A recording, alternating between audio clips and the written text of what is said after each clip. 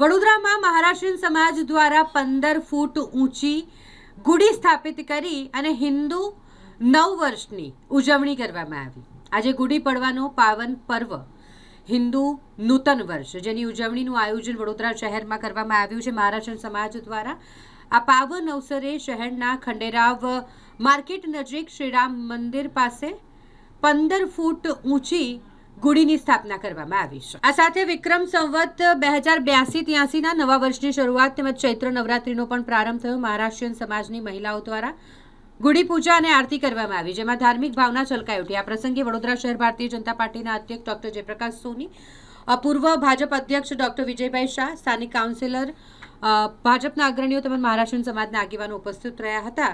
આ સમગ્ર કાર્યક્રમનું આયોજન મંગેશ ચૌહાણ દ્વારા કરવામાં આવ્યું હતું। હિન્દુ નવ વર્ષ ગુડી પાડવાની બધાને શુભકામના અને ચૈત્ર નવરાત્રિની પણ બધાને શુભકામનાઓ। આ ગુડી પાડવા એટલે એક ધર્મધ્વજ છે જે રામ અયોધ્યા પરત આવ્યા એ બદલ ઘર ઘરે લગાવવામાં આવે છે અને આ બધા જ લોકોને સહમત બધા જ લોકો કરી શકે છે। નીચલા વર્ગથી લઈને બધા જ વર્ગને ઇઝી પડે એટલે લાકડી, કળશ અને સાડીનો ઉપયોગ થાય છે જે હર કોઈને પોસાઈ શકે છે, એટલે એને ધર્મધ્વજ કહેવાય છે।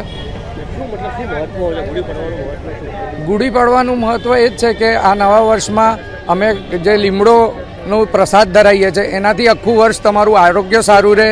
હાર છે એનાથી તમને ગૌરવ મળે, જે લાકડીનું પ્રતીક છે એના શૌર્ય મળે અને જે કળશ છે એનાથી તમે પૂર્ણ વર્ષ યશસ્વી થાવ એ માટેનું છે। મંગેશ ચૌહાણ।